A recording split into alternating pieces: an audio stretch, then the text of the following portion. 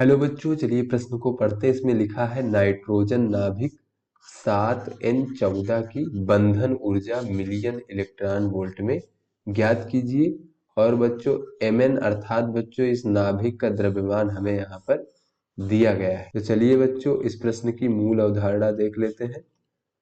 तो बच्चों नाभिक की जो बंधन ऊर्जा होती है मिलियन इलेक्ट्रॉन वोल्ट में, वो होती है बच्चों द्रव्यमान क्षति।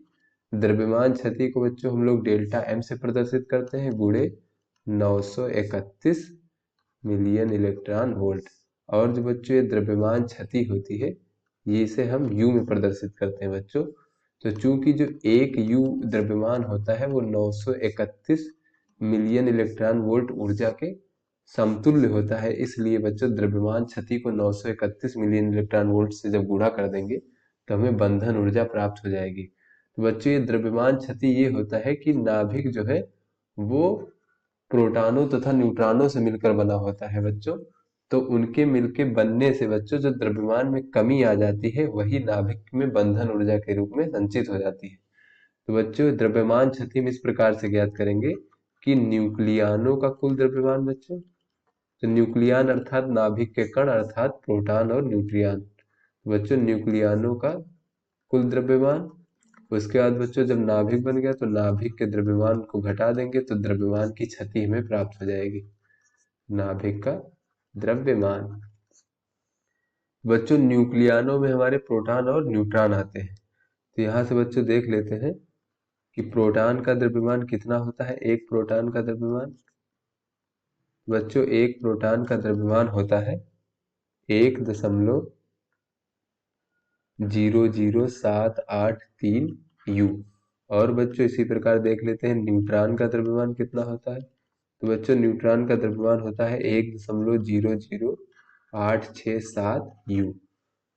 और बच्चों देखें प्रोटॉन की संख्या और न्यूट्रॉनों की संख्या कैसे ज्ञात होती है। तो बच्चों कोई भी नाभिक इस प्रकार से अगर दिया हुआ है तो यहाँ पे बच्चों ये जो जेड होता है ये हमारा परमाणु क्रमांक होता है।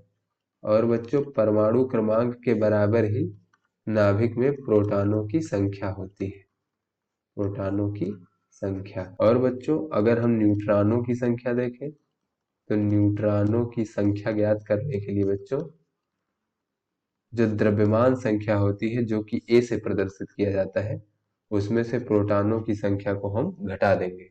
तो चलिए बच्चों अपने प्रश्न को हल करते हैं। तो बच्चों इसमें हमें नाइट्रोजन का नाभिक दिया गया है इस प्रकार से 7n14। तो यहाँ पे बच्चों अगर हम प्रोटॉनों की संख्या देखें, प्रोटॉनों की संख्या, तो बच्चों प्रोटॉनों की संख्या बराबर है 7। और अगर बच्चों हम न्यूट्रॉनों की संख्या देखें, न्यूट्रॉनों की संख्या, तो बच्चों न्यूट्रॉनों की संख्या हो जाएगी 14-7, ये भी हमारी 7 हो जाएगी बच्चों। अब चलिए बच्चों न्यूक्लियानों का कुल द्रव्यमान देख लेते हैं बच्चों, अर्थात बच्चों नाभिक के सभी कणों का द्रव्यमान। बच्चों न्यूक्लियानों का द्रव्यमान हमारा हो जाएगा सभी प्रोटॉनों और न्यूट्रॉनों का द्रव्यमान। तो बच्चों ये हो जाएगा कुल प्रोटॉनों की संख्या 7 है और एक प्रोटॉन का द्रव्यमान 1.00783 यू होता है। इसी प्रकार बच्चों न्यूट्रॉनों की संख्या भी 7 है और एक न्यूट्रॉन का द्रव्यमान 1.00867 यू होता है। तो बच्चों न्यूक्लियानों का कुल द्रव्यमान हमें प्राप्त हो जाएगा 14.1155 यू। अब चलिए बच्चों द्रव्यमान क्षति डेल्टा एम ज्ञात कर लेते हैं। तो ये होता है बच्चों न्यूक्लियानों का द्रव्यमान, और इसमें से बच्चों अगर हम नाभिक के द्रव्यमान को घटा दें तो ये हमें बच्चों द्रव्यमान में क्षति प्राप्त हो जाएगी। तो यहाँ पे बच्चों हमने न्यूक्लियानों का द्रव्यमान ज्ञात किया है 14.1155 यू। और बच्चों इसमें से नाभिक का द्रव्यमान ये हमें प्रश्न में दिया गया है बच्चों 14.00307 यू। तो यहाँ से बच्चों जब ये घटा देंगे तो हमें प्राप्त हो जाएगा द्रव्यमान में क्षति 0.11243 यू। तो चलिए बच्चों अब हम बंधन ऊर्जा ज्ञात कर लेते हैं। तो बच्चों इसके नाभिक की जो बंधन ऊर्जा हो जाएगी मिलियन इलेक्ट्रॉन वोल्ट में बच्चों, ये हो जाएगा द्रव्यमान में क्षति यू में, और बच्चों इसमें हम 931 से गुणा कर देंगे। तो बच्चों ये हमें प्राप्त हुआ है 0.1123 तो बच्चों ये जब हम गुणा कर देंगे तो ये हो जाएगा हमारा 104.67 मिलियन इलेक्ट्रॉन वोल्ट।